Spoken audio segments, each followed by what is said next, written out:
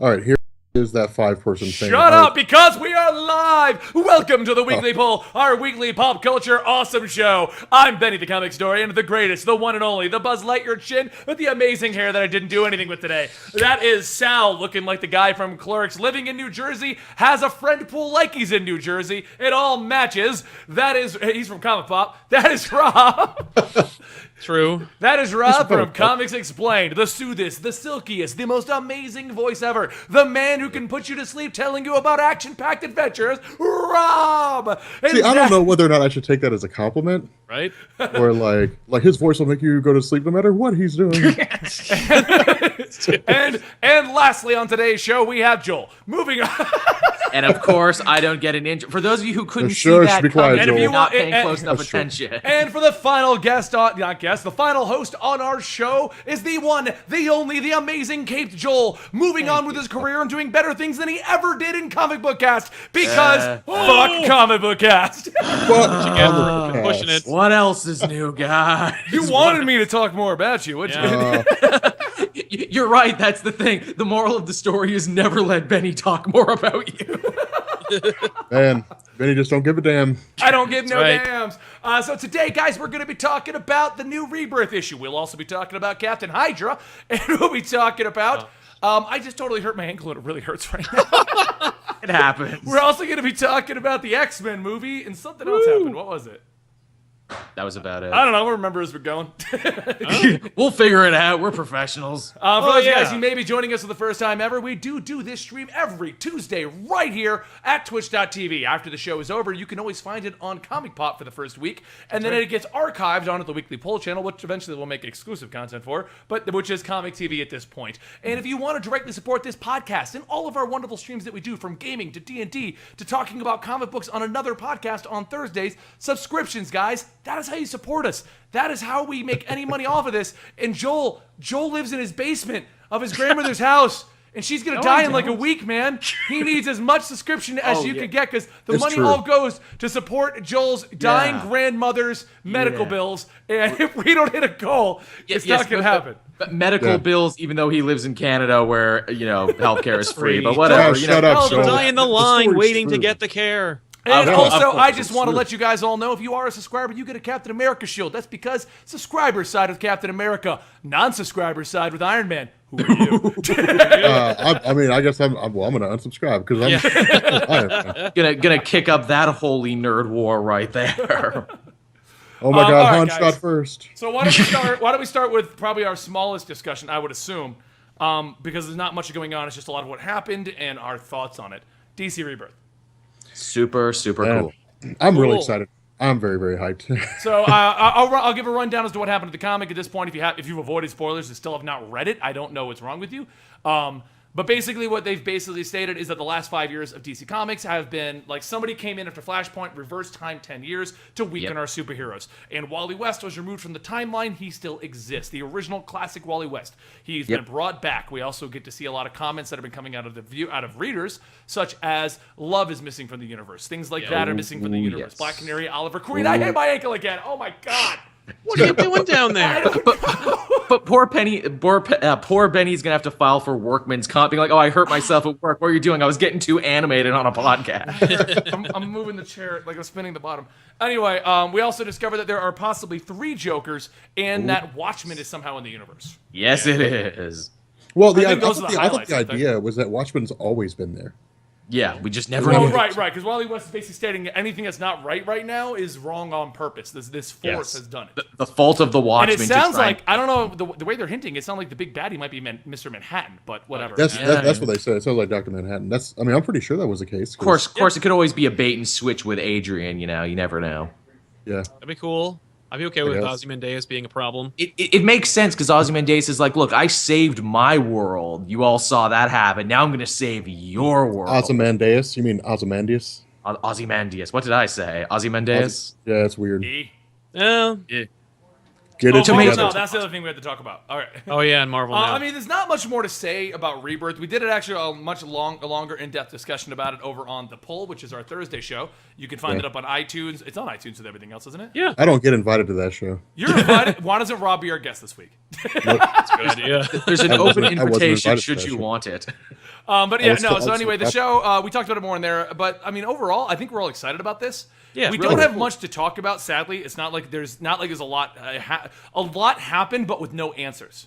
Yeah. So we can't talk these are about all any of the decisions questions. that came out of this. Just that although I do find it funny, I feel like DC slapped all of the anti-Black Wally West haters in the face by being like, "Fine, here's your Wally West, but guess what? His cousin is the other Wally West, and he's sticking around." Cousins. It's- Oh, it's- no. It's really cool how they didn't bury him. How they're like, look, we have big fans for TV show equivalent Wally. He will get to be the young one and join the Teen Titans. Wally gets to grow up and be part of the regular Titans. You get your cake and you eat it too. Right.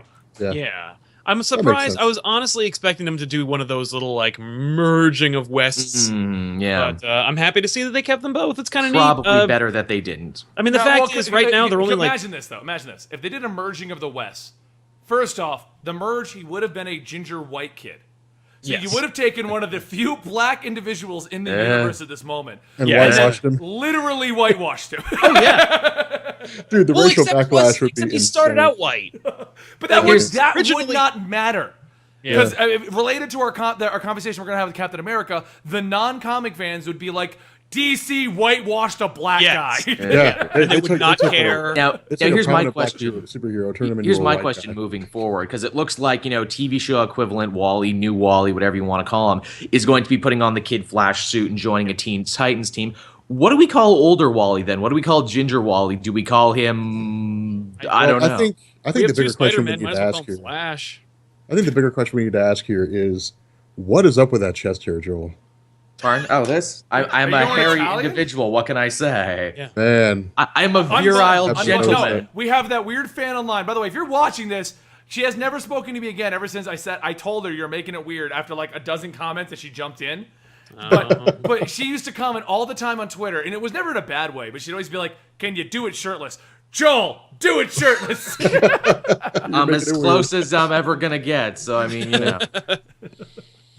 I mean, like, it'd be kind of fun if they reached back, if they're like talking about legacies and stuff, and they were like, Wally West is going to be called Impulse.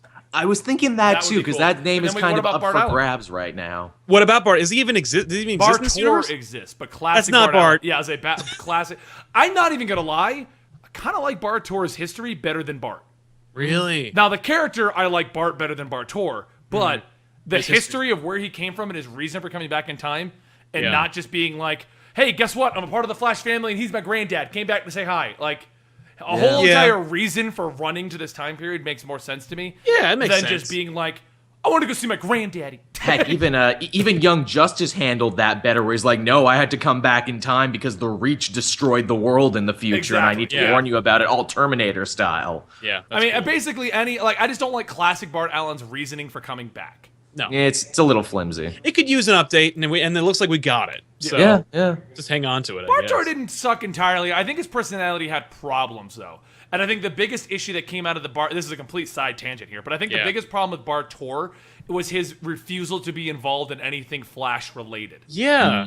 Like, for a character that they revamped and reimagined and gave a whole new origin for, I didn't even know, I practically didn't even know existed. Yeah.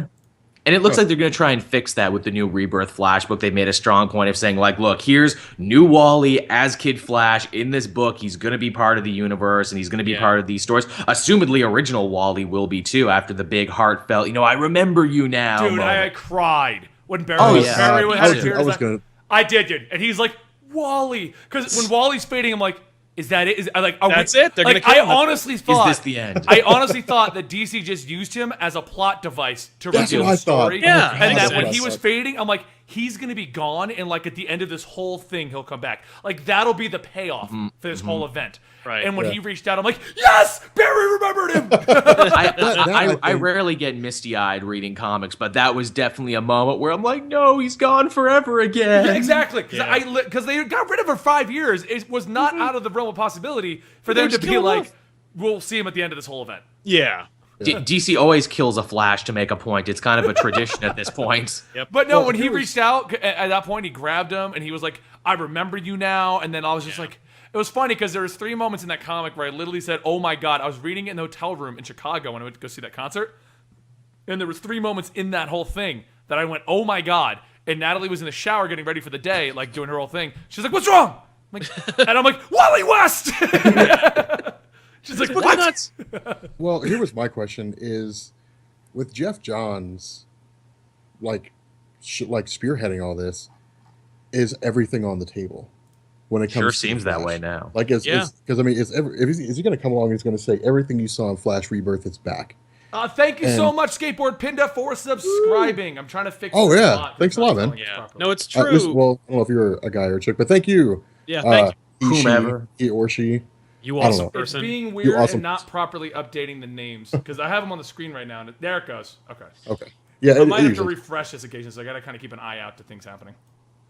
But no, that's kind of my question because he did. I mean, I got to tell you, and it's. I wouldn't be surprised if that's something that he's pushing for because I mean he kept it with Green Lantern, so I wouldn't be surprised if after going through all that effort to reinvigorate Wally West, to really just go back and change everything up and introduce so much stuff, for him to just say, well, yeah, even though I did all that, we're just going to keep all that thrown away with the New 52. Like I have a hard time believing Jeff Johns would say that. So I mean, he wrote it. Yeah, he wrote it. And I think all that stuff will probably come back.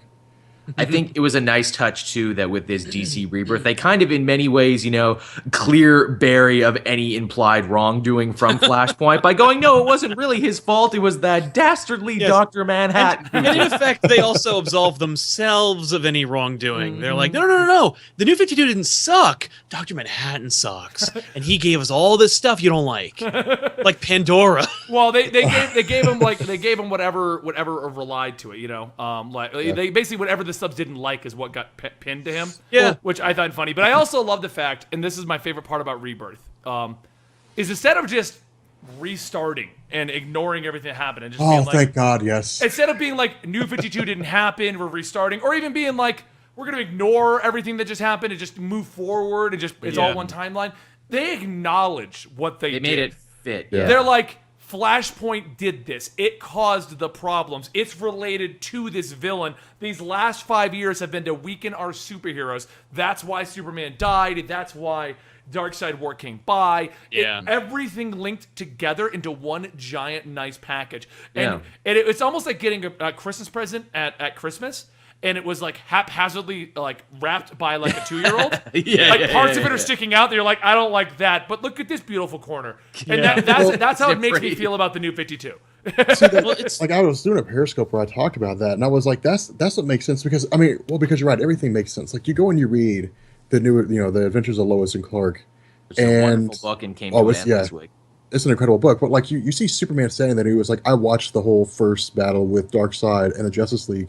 I could have stopped it if I wanted to, but I wanted to see what they would do. I was this close to getting involved, and I could have just ended that. But like, I'm gonna let them do their own thing and see what they're capable of. And I was like, well, that makes sense now. Like that explains the difference in strength. And I was looking at the whole I was talking about the whole element of DC Rebirth, and I said the great thing about this is that it's a merging of literally what worked before and what didn't and what worked now. And there were some great stories and there were some great characters in the New 52, but people still wanted pre-New 52 stuff. And I think them coming together and bringing those old things and saying like, now we've got both versions of Wally West in case you liked the new one, and we've got the old one for the older fans. The only thing I'm concerned about is I want to make sure that they don't screw stuff up. There's funny. I don't think they will. The way I looked at it, I was like, they want to have their cake and eat it too, in as much as they want to satisfy all the people who are like, no, you got rid of all this really cool stuff. Because it turns out it wasn't just old fans who don't read comics anymore, who are just unhappy that the costumes they remember aren't there anymore. It's more that like we lost their legacies, and so they're like, we're going to bring them back. But they also don't want to acknowledge the New 52 wasn't successful in any way, because in fact it was incredibly successful. New 52 was a huge deal, and it worked. I mean, like, whether you liked it or not, or whether you liked some of the changes and such, it was successful for DC, and it was one of their most successful maneuvers over the last 20 years. And they are folding in the legacies, but they're like, we're not rebooting crap. New 52 Not worked. again. Everything's going to get folded in. Yep. And if you remember the stuff from before the New 52 and before Flashpoint, it happened, but in the scope of the New 52. So, like, when we see Wally West in the beginning of the book, he's remembering his time on the Teen Titans, and we're seeing booties and shorts Robin on the Teen Titans. Then when he's pulled in, he remembers being on the Teen Titans, and now it's slightly modified Tim Drake Robin costume on Dick Grayson. And Arsenal with a stupid trucker cap. So we're getting, like, it's still the New 52, and all the stuff that happened pre-Flashpoint, No, you get to everything you liked about what happened before the Flashpoint, we will put back in more officially. But we're still not going to let the things that happened pre-Flashpoint have happened. It is kind of funny how they come in and go, well, the New 52 was never a reboot at all. It was the same old world you remember, just with 10 years missing. You literally have Superman. Superman is the biggest sticking point. Who's like, hi, no, the world is different because I literally flew from there. Yeah. I'm from another world that was just very much like the pre-Flashpoint universe. Yeah, and it was, by the way, exactly as dark and miserable. Everyone's talking about how this place has no love and no happiness. Infinite Crisis is pretty freaking rough. Yeah. Identity Crisis is pretty freaking dark. Final Crisis was kind of like, like a trip, man. Like, just kind of funny that they were like, no. It only got really dark after all that. Like, Ted Cord was assassinated. Like Ralph Dibny's wife was raped and murdered. It's actually funny. I was talking to Jason about this, my comic book store order the other day. Yeah. And he was saying how he loves it. What he loves when customers come in and they make a comment along the lines of, they'll be like, "Oh, I don't like DC. I like Marvel because it's He said DC wasn't dark. Like, he had fans that came in and they said that they don't like the movie for DC because it's so much darker than the comics, because the comics are light and cheery, while Marvel maintains light and cheery quips throughout all their properties. Yes, and he just laughs at them because DC is really dark, and has really dark.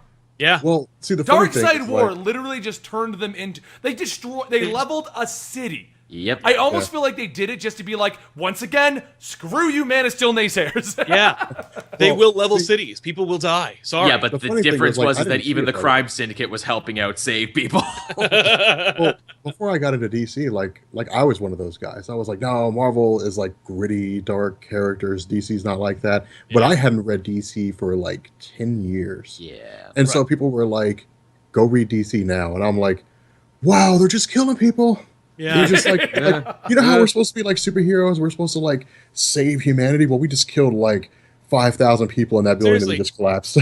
The perfect for me, the one beautiful shining example of how dark DC can get is when Superboy Prime from pre-Crisis shows up, and he is like, "I'm gonna make your world better," and then they're trying to tackle him, and he just starts flailing, and he pops people's heads off their shoulders. Yeah. Because back from where he's from, it wouldn't have been an issue. He can move moons, and he's just like, "You made me do this," and you're like, "This," and he's like stuttering and he's crying, and you're like, "This is really freaking creepy. I'll kill you to death." Yeah, you're really going for it, guys. Like, this is the darkest thing I've ever seen in a DC book, and then of course it gets darker. So, wait, I just thought of this. Imagine if the thing that was awoken was Superboy Prime. No, I've been talking about that for a while. He just shows up and punches reality again. Not again! No, they back Superboy Prime. I want to see him. He probably will. Well, they pretty much before we move over to the next topic, they kind of because a lot of people ask, like, because in the Green Lantern story they opened up the source wall and everyone got free. And everyone's like, well, doesn't that mean Superboy Prime's free? I'm like, no, that pretty much confirms Superboy Prime doesn't exist in the New 52. Yeah, because you would have seen him. Right. He at least would have been like a background character flying out like, peace. Unless he went the back way. Yeah. Always the back back door of the source wall. I mean, well, no, seriously, see, he's in the source now is what it is. Yeah.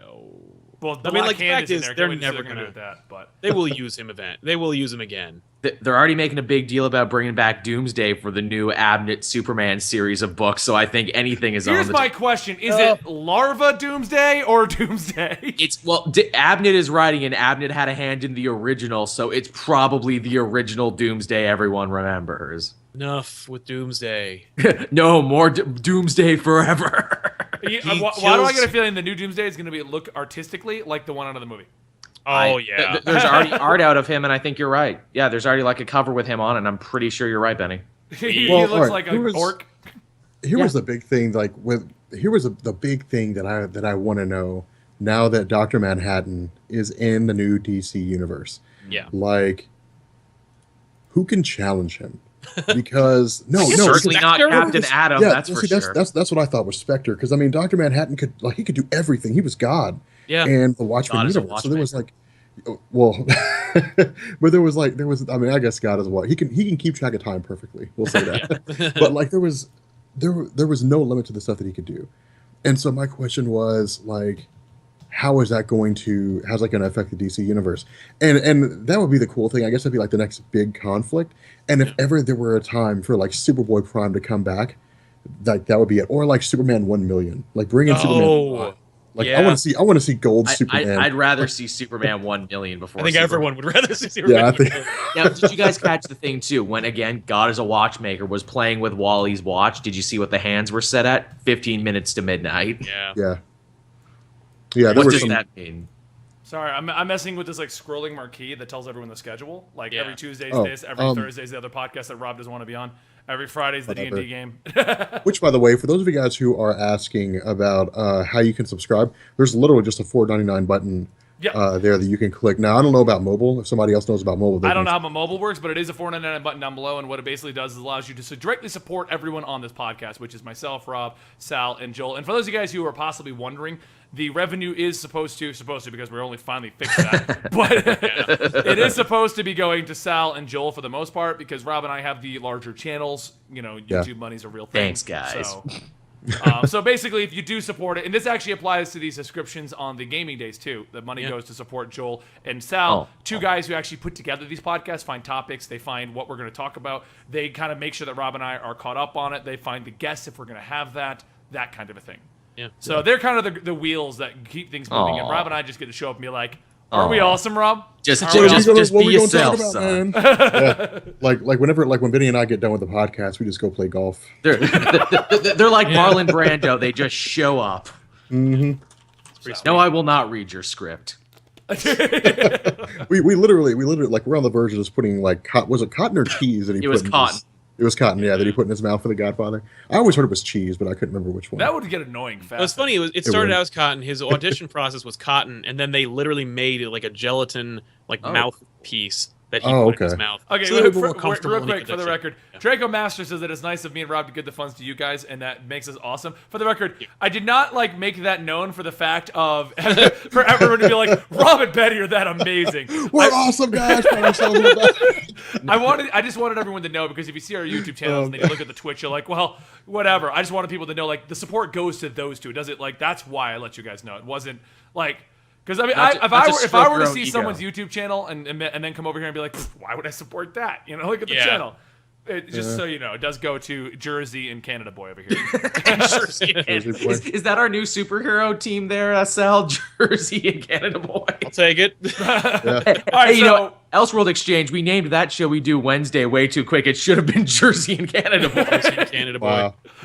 That actually would be a cool name. That would be a really cool name. Yeah. I'm voting for a rename. I know this is going to irritate the hell out of Sal, because anytime Rob and I go to Sal and be like, here's an idea we have for your channel, Sal's answer is, fuck you guys. He's not that. Worry about your own damn channels.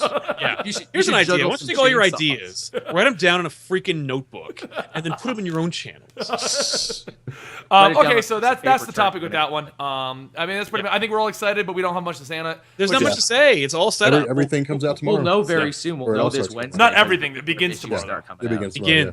Yeah. All the good comics come out tomorrow. Which is why Rob should probably join us on Thursday's show to talk about the Rebirth stuff. Yeah, that's not a bad idea. All right, so anyway, moving on to the next topic, another one that I'm going to go ahead and take stance on this, because I got an argument with a fan on Twitter, and I didn't remove it because I stand by my opinions. If I have an opinion, that's fine. You want to argue with me, I hate people that take opinion as fact and they want to fight it. Opinion is an opinion. You can't argue with an opinion.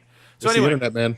Yeah, Captain Hydra. Huh? Oh God! So Captain America, if you somehow avoided this one, because which would be difficult considering that it blew up everywhere this week, not even comic sections. Yeah. Captain America first off, whole issue's dedicated to him coming back, having a new team, being amazing. But we find out throughout the issue in flashbacks that Steve Rogers was introduced to the Hydra Club throughout most of his history, before Project Rebirth, before everything.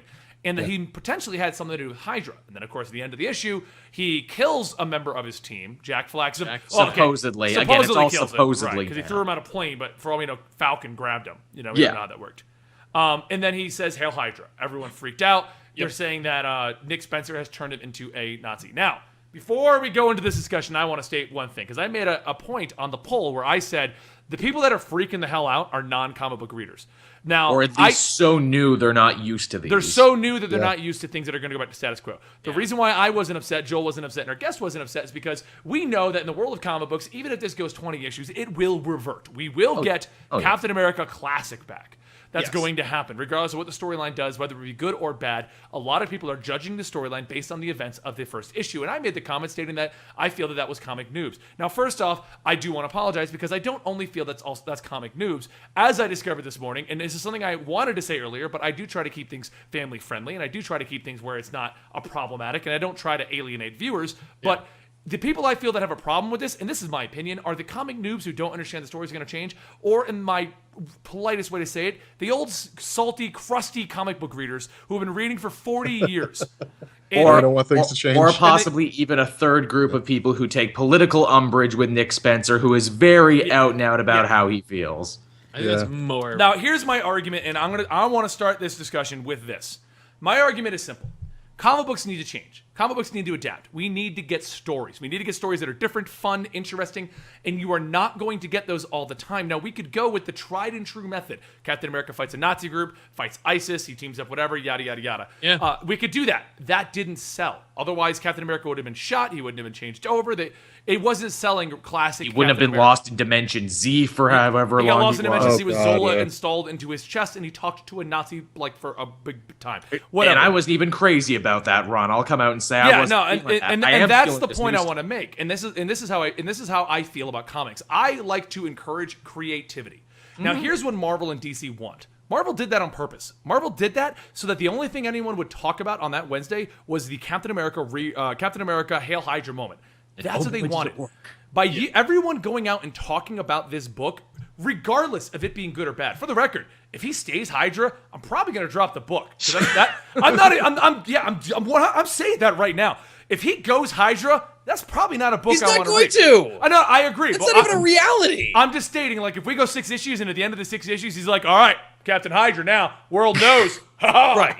If anything, it'll go for probably a good year. Captain America's not going to be in any movies for the next year, so there's no reason for them to have him change over for a while. And the fact is, Superior Spider-Man, when that happened, some people bought the book outright to see when he was going to switch over back to Peter Parker. That is a number that you can't really sneeze at, and it's like, I think that they would prolong the book just based on those sales alone. But I think the fact is, if they could get story potential, I mean, the fact is, like, look at how much reaction we got from one panel. It's one page, but it's effectively one panel book, a stinger. Yeah, hold on, because you're touching on what I want to touch on right here. So, but what I'm saying is, the point of them doing that is not to tell a compelling story or anything like that. The point of them doing that was so that you would buy it. That was entirely it. The most talked about book of all of Wednesday was Captain America becoming a Nazi. It was all over the place. And do you know how many people bought that book to see what exactly happened? Yeah, probably a lot. I don't know. And they squashed DC Rebirth. They did all kinds of stuff. What Marvel and DC want from you is you to be talking about them. And if you don't agree with something, you don't whine about it. You don't tell the world about it, because then people buy the book. Yeah, that's my argument. If you hilarious. legitimately want something to change, you don't buy it. They don't care about the public outcry and the backlash. They care about sales. As proven, and I love DC, but as proven by DC's maneuver, New 52 had a massive backlash from the fans. Where's Wally West? Why is Superman weak? All this crap. They didn't change crap. DCU came out, and Batman, for the first time in like 10 years, went from like the top 3 sales slots to like 10, and they changed everything. Yeah. We have DC Rebirth. So that is my point. And for the record, I stand by my... You can have your opinions at all. And like I said, you can like or dislike the book. What I don't like people doing is making a big stink about it and doing exactly what that guy did today, which is, let's talk about it for 20 minutes. Why? Now you've drawn attention to it, and people are going to buy the book. You played directly into their hands. It's like that famous thing from Spider-Man 1 where it's like, it doesn't want to be famous, I'll make him infamous. Yeah. Superior Spider-Man was intended to be, I think, 12 issues or like 14. I think it was only like 12 issues. It was supposed to be like, how long did it run? Was it a year? It ran for a year, but it's a bi-weekly. Supposed to be I think it was supposed to be 6 months. Yeah. It Superior ran Spider-Man literally... is proof that your money sells it, not the outcry. A ton of fans. Dan Slott got death threats for that book. Oh, yeah. But you know what's funny? He got more praise on that book than he got death threats. The fact is, the book sold so well that they were like, give it another 6 months. And the fact is, like, I'm a hardcore old school Spider-Man fan. I would love for it to have continued. And I don't mean like... in some form or another. I don't mean for like Peter Parker to continue to be Dr. Octopus, but like... I kind of dug the idea of Doc Ock being Spider-Man. Hero Doc Ock was fun. Yeah. And I'd like to see that continue, especially... It was a redemption story. Especially in the world of Peter Parker. Like, bring Peter Parker back, make Doc Ock another Spider-Man, and then have them competing Spider-Mans? That's awesome. I'd read that in a heartbeat. This Captain America thing, I mean, like... We haven't even seen the Avengers reaction. We haven't seen anyone's reaction to this. We haven't seen anybody's reaction. This could be a 6-issue run, and then they're going to extend it because you guys all made a big stink about it. We haven't seen Hydra Cap interact with Civil War. We haven't seen his stance on that. Like, which will be interesting. It makes me wonder if this is Hydra Cap and if they are running with it. Is that why he's on Captain Marvel's curtailing of civil liberties team? Is that why? The real question is, do Nick Spencer and Brian Michael Bendis get along? If they do, you will see it. If they don't, Bendis will also see it. Bendis will pretend it doesn't exist. Every time he shows up, he's going to be incognito normal Cap. Yeah, literally, like, Bendis was writing Age of Ultron. Yep. And Superior Spider-Man was running.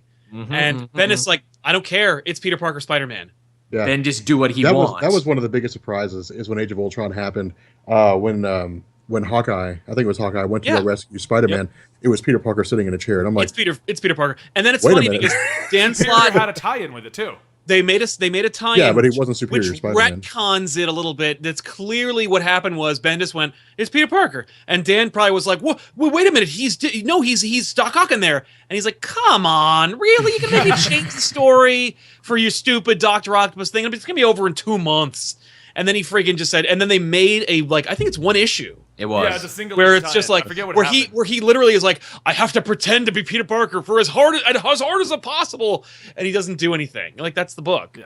You're gonna see Hydra Cap for at least 6 months, probably a year, and then it'll go away. Time travel will probably be the reason. The girl in the beginning of the book is a time traveler. That's your theory, and I like that theory. I've heard a lot of interesting ones, and of course, Spencer came out and said, "Oh, no clones, no mind controlled, no robots." Like, you guys lie. For the record, everyone's saying like, "Oh, Nick Spencer said is the real captain." What I love though is Nick Spencer is not denying some weird shit is going on. Yeah. Oh yeah. He's just throwing out tropes. He's like, not clone, not this, not that. Well, no, that's the thing. It's like, it's not a different person. Right.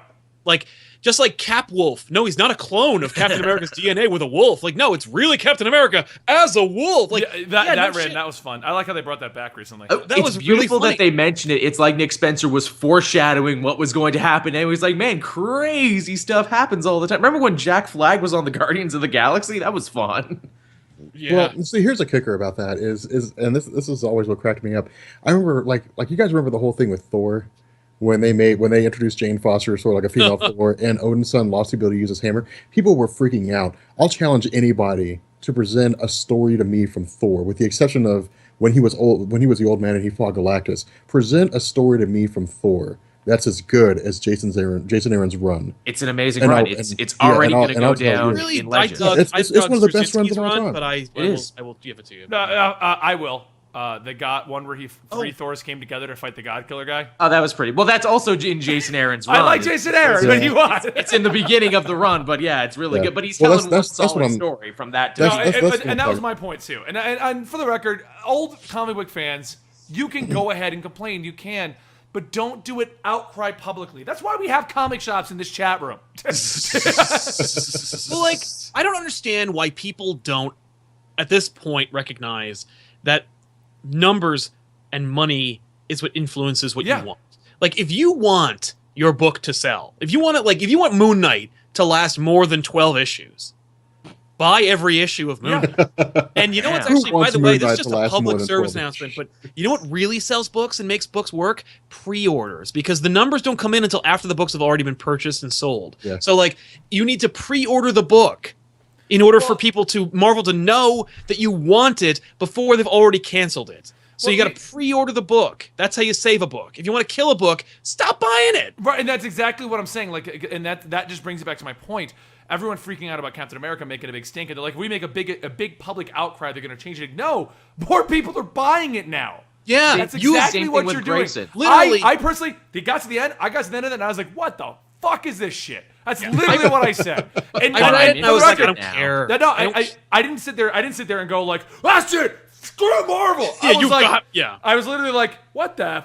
I'm not gonna say it again. But what the hell is this stuff? Yeah. And then I said, well, I trust Nick Spencer. We'll see where this is at in 6 issues, and then I might drop it. That's another thing, too. If it were any writer but Nick Spencer, I might be more worried about it. But, I mean, the man has shown he can do comedy. He can do action. Yeah. He was the architect of standoff, so it's clear he loves Captain America and that family of characters, so I trust him to do something great. I love how standoff was supposed to be like an Avengers crossover, and it's like, no, this is the Captain America story. It was and Marvel was like, Captain how many people can we put in? Yeah. Well, so here, all right, here's like, okay, like Ultimates is a really good example because I love Ultimates right now. Book. But I read issue number 1 and I was like, Galactus is the life, like that's stupid. Like this is going to be a stupid book. Yeah. But like I stuck with it and I'm like, oh my god, this is one of the best books in all the world. And that's just it. And people can and for the record, I mean, I know I've been coming across kind of strong on my opinion for Captain. Well, actually, I don't even have an opinion. That's the point I've been trying to make the whole time is that I don't have an opinion on Captain America because I don't know where this is going.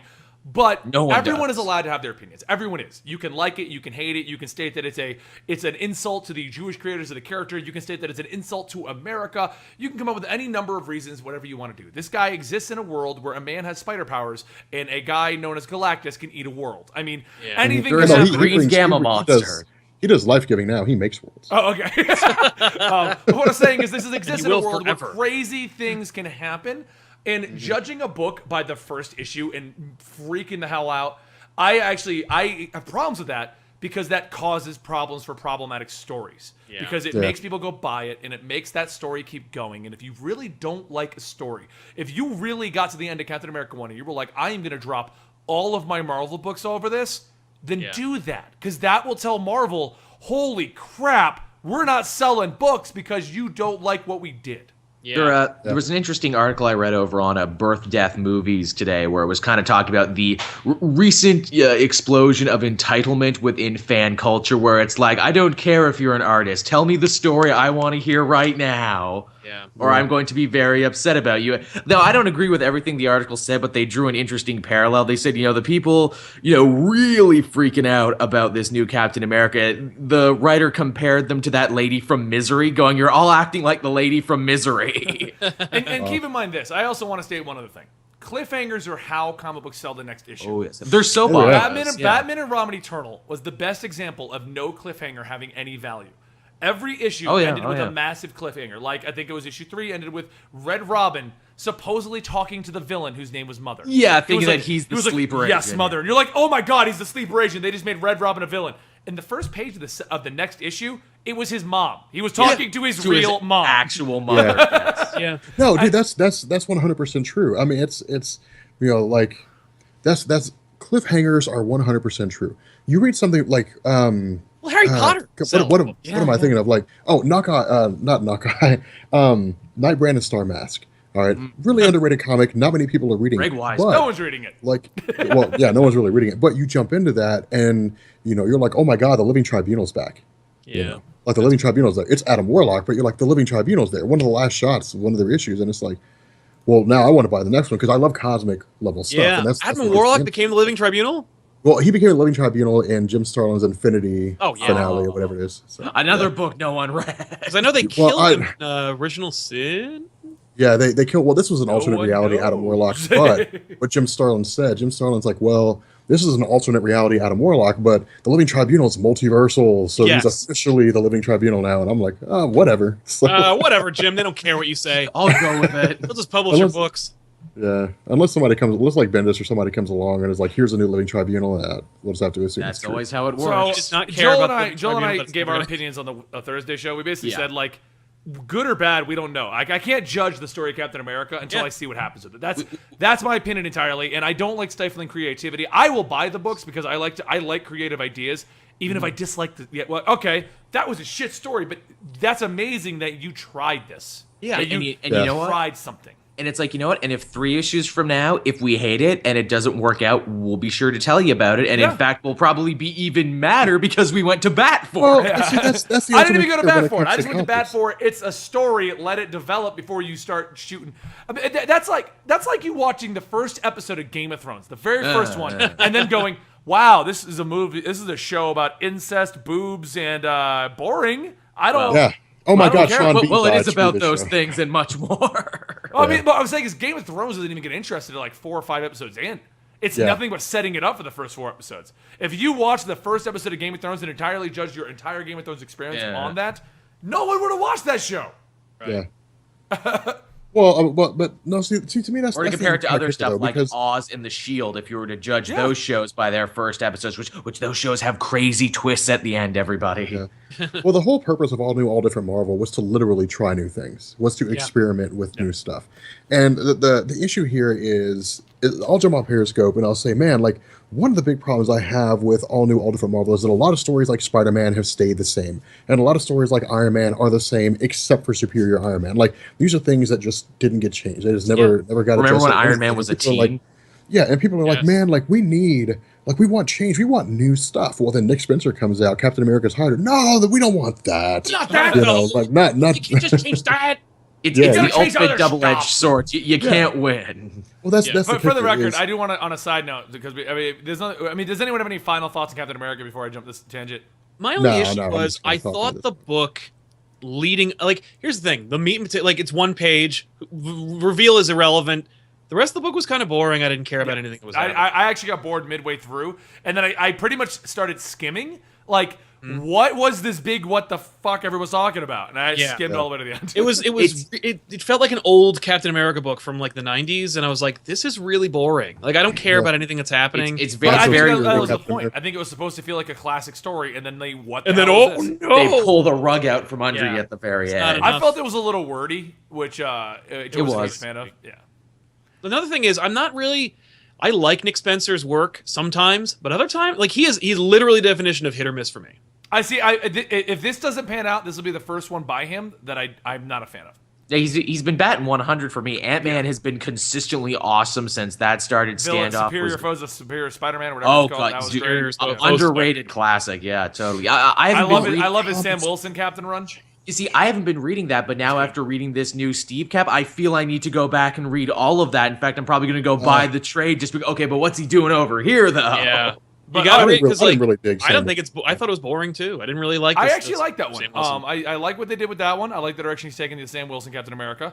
And I like the fact that he's taking him as a Captain America fighting for like his ideals and his people. Yeah, he's got his own plan. I like that. I think because there's as many interpretations of America as there are people in America. So why shouldn't we have 2 caps? But that was the whole thing with Sam Wilson before Secret Wars. Is his idea was, yes, I've been appointed to Captain America. Yes, I realize there's a legacy, but like I want to forge my own way. Which is why like sometimes he would disobey Steve Rogers and do something else. You know who was a really cool Captain America? Luke Cage in New Avengers. I'm just going to toss this out there. I was like, who was Luke Cage Captain America? Yeah, he was not. But here's the thing. When Cap was reforming the Avengers and he goes to Luke Cage and he's like, listen, I want you to join the Avengers. You were amazing. And you know what? Like, you stand for shit and that matters. And Luke Cage is like, I'm going to join, but on the provision that, like, I want to be heard. I'm going to want to try some things, and I want to be heard. That's all I want to say about that. And Cap's like, fair enough. They do one thing that he wants to do, and the rest of the time he is shoehorned into, like, he just steamrolled into everything else, and you're like, I think Luke Cage had a thing. Like, he had a cool arc that could have happened here. And I think Ben is just like, yeah, but every event just swept me up. Like, yeah, but I would have liked to see I may have bulletproof skin, but I still have feelings. Yeah. Well, I have plans. Like, I would like to have a national stage through which I can accomplish some personal, deeply important goals to me. And like, that's cool. And it's just too bad that like that was never really addressed. It's just, I think you can tell those kinds of stories without necessarily just putting it in the skin of a character that sells more books. Yeah. I think you just need to like figure out a better way to do it. I don't know. But see, the kicker, like, now's the time to do it. If there were ever a time to release a good Luke Cage story, it's like in the next month or two. Power Man and Iron Fist is awesome right now, but it's very street level. Is it just me, or do they need to actually get this one out before the show for once? Because they're like, Daredevil's out, Punisher's amazing. Let's get a book out in a few months. Like, maybe. That's what I'm saying. Like, Luke Cage comes out in September, so it's like now or next month is the time to do Luke Cage stuff. Have David a few Walker book issues, is really good, everyone. Yeah, have a They little just bit finished of the first arc just recently. So, okay, I want to go to this other topic, but I want to segue into my discovery recently. So, when Marvel Now first came out, big relaunch, I tried a few books. Wasn't at the time, Rob and I weren't trying to cover as many things as we were, so I wasn't reading everything. So at the time of Marvel Now's original launch, I wasn't reading too much. Around the times that they announced Secret Wars, that's when I started watching everything and reading everything that came out. So I didn't read. Secret Wars is going to restart everything. I'll just do the number ones after that. So I didn't read a lot of the arcs. Now to cover up a lot of stuff and get it covered on the channel, I've been back reading a lot of stuff, such as Hulk and Iron Man and stuff like that. Right. And is it just me, or like at first I thought it was only because the only one I was reading for Marvel Now was Superior Iron Man after Accident. I thought it was great. I thought it was an amazing story. It was good. Tom Taylor. But I hated how it just got left hanging. Yeah. But now I've been reading all the other Marvel Now stories, and did they all get left hanging? Many of them did. I can only think of maybe a couple that got to wrap up. That was a whole point. Is I cover this in my She-Hulk video because people are like, oh my God, Charles Soule's run of She-Hulk was so good. Why did they cancel it? Because they canceled everything before Secret Wars. That's why I got canceled. And that's what I'm saying, because like I've read multiple things now. Like I caught up on all my Miss Marvel. But the most recent one that really made me start realizing this, like Miss Marvel ended in the middle of a story arc out of the blue, and then just shifted over. Punisher ended with him like dying on the steps, and then the next issue he's running around trying to stop the end of the world. But then I got to the Hulk, and Hulk didn't even get the bridging issue. Oh, that's the most disappointing. I was so sad. Doc Green ended with him and Bruce Banner being like, all right, we're teamed up now, let's go kill the AI. And then the little thing at the bottom, and then there's only Secret Wars. You're like, what? What a potentially amazing, legendary Hulk run from Duggan that just no, you don't get to finish. Yeah. I'm really hoping that the next Totally Awesome issue where he meets up with Bruce Banner, they at least state what happened. If they do that, I will start reading Totally Awesome Hulk again because I really wanted that story to be finished, and the fact that they didn't even talk about it in the slightest was one of my reasons of okay, so Totally Awesome Hulk is cool, but the stakes are way lower than they were before. I'm not interested anymore. But the reason I bring this up is because, I basically now that I've caught up, I think beforehand I was only reading Miss Marvel, and I didn't even read Last Days because Last Days books ran through Secret Wars. So a lot of those I just didn't bother with. I'm like, whatever. Her Last Days wasn't even that great. I actually liked her Last Days when she met up with Miss Marvel. That was fun. That was the big thing. To me, that was it. It was just Miss Marvel or Carol Danvers was like, I officially allow you to adopt the mantle of Miss Marvel. She's right before the world ends, you may be that. But I just found it so funny because I just did Punisher, and Punisher literally ended with him bleeding out on the steps. Yeah. That was it. and the run hadn't been great up until that point. I get the feeling the guy writing it really wanted to write a Howling Commandos book instead. Yeah. Yes. No, that was the whole deal with Marvel Now. Is it started in January when they canceled She-Hulk, and then it was just a phazed cancellation over the course, everything up until really April. Yeah. And then the only ones that's why I didn't jump on. Because as your and my channel started to ramp up, and I started to put more stuff into my pull list, I avoided a lot of the Marvel Now titles because I'm like, okay, well, we're on issue 5, but I know it's ending at 8, or I know it's ending at 12, Secret Wars, so we're just going to focus on DC. But at the same time, it was funny because they were doing Convergence, and I'm like, who the fuck knows what's happening over here? Convergence. So I just did a lot of old stories at that time, so I wasn't really keeping up with current stuff. Because current stuff was ending and all over the place. That was way too funny that those two things hit right around the same time. It was really weird reading comics for a couple months. It was. Because everything was all wonky and weird.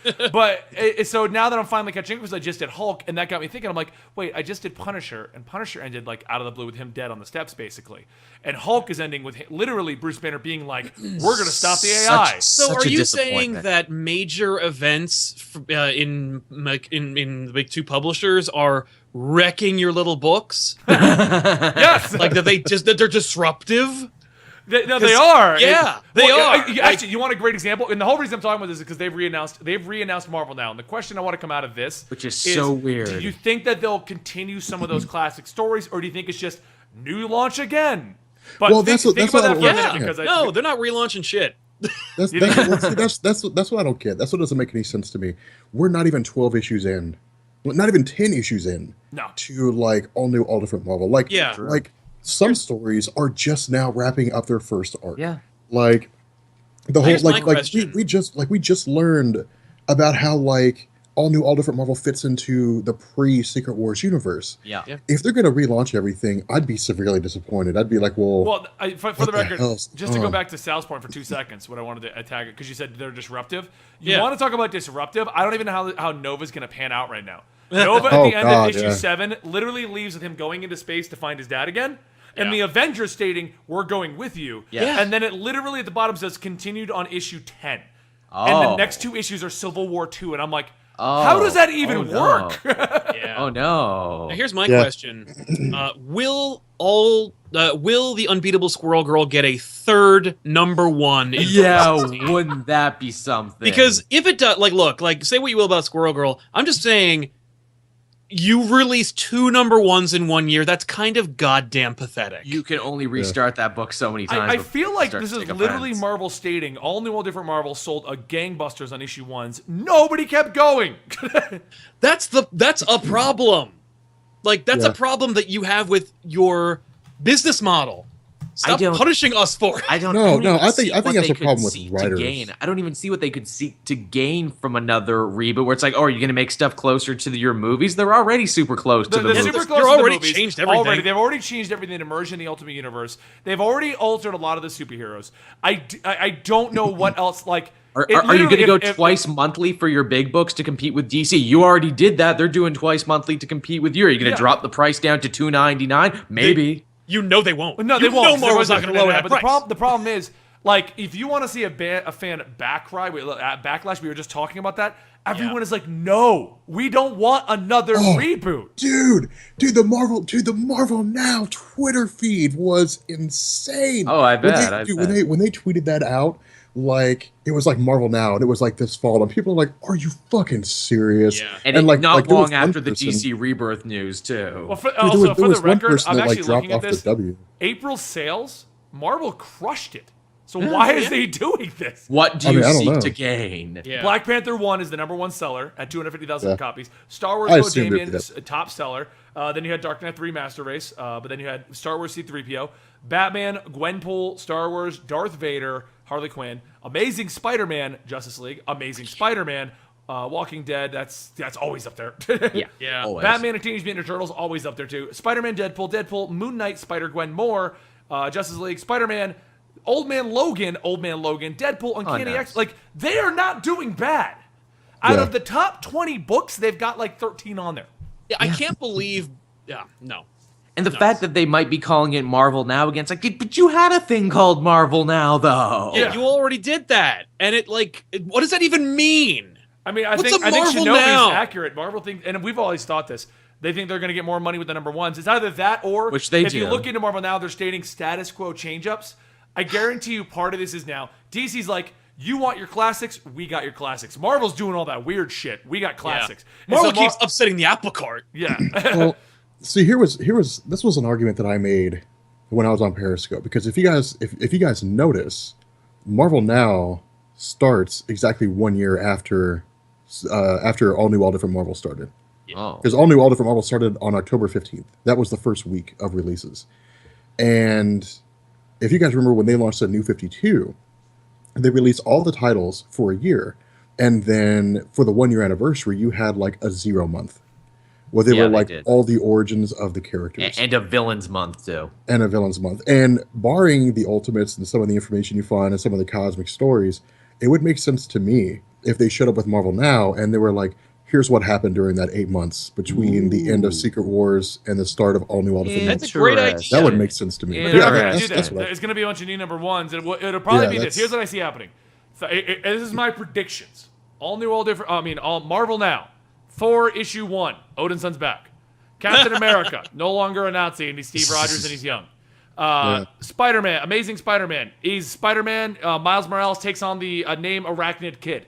Also, Peter Parker is poor again. Peter Parker is poor again, and he's with Mary Jane. Because if you're reading Spider-Man, they're even setting up for that. Spider-Man Deadpool. You're talking about the whole Mephisto. I'm calling it now. Spider-Man, like all new Marvel now, Spider-Man will be broke but married. Yep, broke but married to Mary Jane. How cute. We'll have Odin's son back. We'll have Captain America back to the way he should be. But I guarantee you, all those old heroes that everyone's complaining about will continue in secondary books to see if they can stand against the other ones. Well, because they're already kind of trying it now with 2 Spider-Man books, 2 Captain America books, etc. Do you think that female Blade will ever get that book? Yeah, what's up with that, man? I got Tim Seeley. Look up all new, all different Blade. You know what? I have Tim Seeley's email. I should ask him and be like, "Hey, man, what's up with this?" They introduced this. I'll tweet him right now. Wait, is that one of those characters in that thing that we were like, "Who the hell is this?" They created a new character, like female Blade, and it was like supposed his daughter. to be out already. Yeah, you know, I got. Blade was supposed to be the new Whistler, and they were supposed to go monster. I talked to him about this at Fan Expo when I interviewed Tim Seeley. I'm like, man, that's cool. It's kind of like Hack and Slash, that other girl hunting monster book you did. Are you excited for it? He's like, yep, sure am. Yep, that's probably the company line. That sounds really good too. Actually, I would read the hell out of that. And you know what's funny though? Out of all new, all different Marvels, some of the books that I really enjoyed, like Weird World, Black Knight, gone. Yeah, Karnak, gone. Hercules, gone. Yeah, okay. Karnak might not even be canceled. Karnak just might be taking forever to come out. It's true. Well, that was one thing that kind of surprised me when they made a book. I still don't know why they did that. When they made a book about Karnak, of all the Inhumans, they made a book about him. Now I get because it's what Ellis wanted to write, probably. Yeah. Well, I mean, I get he's like the only Inhuman among the Inhuman royal family who hasn't actually undergone the whole process, but it's weird to me. Like they would it's a weird book. It's a weird book. It's a weird choice. Yes. I would say that. I honestly didn't even know that truth until recently when someone pointed it out to me. I'm like, really? I just assumed. Yeah, no, he never underwent Terrigenesis. But I do like. But see, I'm a stickler for like Marvel cosmology. I love the cosmic stuff. So that's why like Ultimates, whatever. You love it as much as you love Periscope, which is no, like see, I love that because of the kind of stories you get. Like okay, there's a really cool moment when the Ultimates try to go outside the multiverse outside the universe before Galactus stops them and before the whole reveal with Molecule Man, all that kind of stuff. And Carol Danvers is like, well, we came out here because we wanted to see what was here. He's like, no. He's like, you came out here wrapped in metal and hubris, you know, and now you're going to pay the price.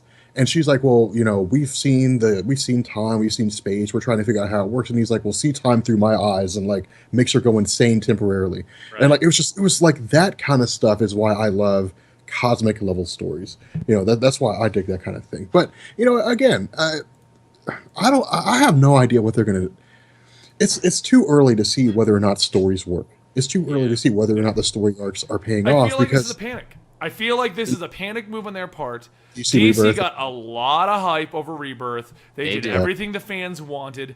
And for the record, I stand by my statement. People got DC to do this finally by speaking with their wallets. Yeah. DCU did not do well at all. No, it did. And that's how we got to go back. But which is sad they threw out the baby with the bathwater on that one because I thought there was a couple books that actually had legs. There were some good books in that. But anyway, I feel like this is Marvel's response of, oh my god, everyone's talking about DC again. What the fuck? We need to do something. Oh, status quo. Bring it back, everyone you know and love. Yeah. Remember Prez, Benny? Remember how much you and I were in love with Prez? Prez is still going. Did you not know about that? How is it still going? I did not know. Prez was intended to be a 6-issue run, and that is it. That's all they wrote. But once it sold so well, Prez actually gets a second run at the end of this year. Okay, that's why it doesn't wrap up, because they're doing a sequel. See, I'm like, wasn't this supposed to be 12? Why was it only 6? No, it was supposed to be 6. That's all it was. It was a 6-issue limited run, and it was actually going to wrap up. But I think it was around issue 4 that they kind of said we're going to do a second run. So they left a lot of open-ended stuff in that. Nice. Prez is one of the smartest, funniest political satires I've read in comic form in a really long time, and it's also very faithful to the original Prez. So there you go. I didn't even know it was an original Prez when I started reading. Oh yes. Well, the dude shows up. Girl who works in a corn dog. Let's say 50 years in the future, world is nothing but emojis and branding. And YouTube stars are literally like the world's biggest stars. A girl gets her hair caught in a corn dog fryer, becomes a YouTube sensation, and then as a joke, one of those hacker groups puts her on the ballot, and she gets voted president. Because in the future, everyone votes for a president via their phone the same way they vote for American Idol. And she became a write-in, and like as a joke from a hacker group, and she blew up, got presidency, and due to the new laws, became president. Which is hilarious because like just a couple weeks after that first issue, that D's Nuts guy actually did become a write-in candidate somewhere. It's like, oh my god, this comic is becoming true. It's an amazing book. It's one that I know for a fact I could never do justice in a video. So I've never done it. Yeah. It's super funny. It's super smart. It's got a lot of stuff going on. It's some of the best futurism you'll ever see, where it's like, this future feels like it could become true, and that's what's terrifying about it. # give Prez her diamond button. Okay, guys, so here's what we're going to do. We've run the normal course of the normal podcast, but we still have to talk about the X-Men Apocalypse spoiler cast. So we're going to end this video as our normal weekly poll, and then we're going to do an X-Men Apocalypse spoiler cast. So stick around, but I'm going to sound like I'm closing it, but the stream is not going down. I have to end the video. So for those of you guys who are just joining us for the weekly poll, check out ComicPOP to check the later video, or check it out on iTunes. You will get to see the X-Men Apocalypse spoiler cast. It will be continuing here in a minute. And if you're wondering where we stream this, it is every Tuesday at 6 p.m. Eastern at twitch.tv/EligibleMonster. I'll say it right. We are your 4 normal hosts. We do have a 5th guy who normally joins us, Faust, but Faust has been like MIA for like 3 months. He's been dealing with Faust role problems. He's been doing cons and cosplay and stuff. He has a reason. That's why he's still on the team. It's not like Faust just doesn't want to be here. But just in case you're joining us for the first time, I'm Benny. I run the channel Comic Story and I dramatically recap comic books. Sitting on my left above me on the stream is Comics Explained. He doesn't dramatically recap comic books. He tells them to you in a chill voice, and he's the man of the most amazing Morgan Freeman chill voice. Sitting directly above me on the stream is ComicPOP. They do a discussion about your favorite books, bringing up your favorite books to comic book noobs, and they do a lot of things like discuss current issues and give reviews. Great channel for that stuff. And on the right is Joel. Joel runs the Cape Joel channel, where he reviews your favorite TV shows, your favorite comic books, and he cooks stuff. I do. I don't get the cooking stuff thing, but whatever, he wants me to say it. It's fun. It's different. No one else does it. It's my niche. And if you do enjoy this podcast, you do enjoy this channel, we do stream on this channel every Sunday, Monday, Tuesday, Wednesday, Thursday, and now Fridays. Every Sunday, Monday, Wednesday, and around the podcast, I'm normally playing video games, or my wife is. And during the podcast, we have Tuesday, we have this podcast. Thursday, we have the poll, where we actually discuss the comic books that came out that week. And Friday, starting this week, is now going to be the weekly poll Dungeons & Dragons stream. I am a bard who is in love with Joel's orc sister. Hey man, if you're into big, mean, and green, I guess that's one way to go, or whatever. Exactly, my friend. So that's just like a preview of the characters that we're gonna play on Friday. Yeah. Awesome. So that's the main podcast. And if you do love this, if you do enjoy what we do, we love your support. Your support is what keeps this podcast going and keeps us from just shoving commercials down your throat. Because that's pretty much what this would become if we don't have subscribers. So if you want to support this podcast, but you don't want us to give you like 5 commercials in the beginning and 5 commercials at the end and a bunch of other crap, then support us. Subscribe to the Twitch channel. Yeah. The money does go directly to supporting the podcast. And on that note, we're going to end this local recording, and we're going to start up again with the Apocalypse spoiler cast.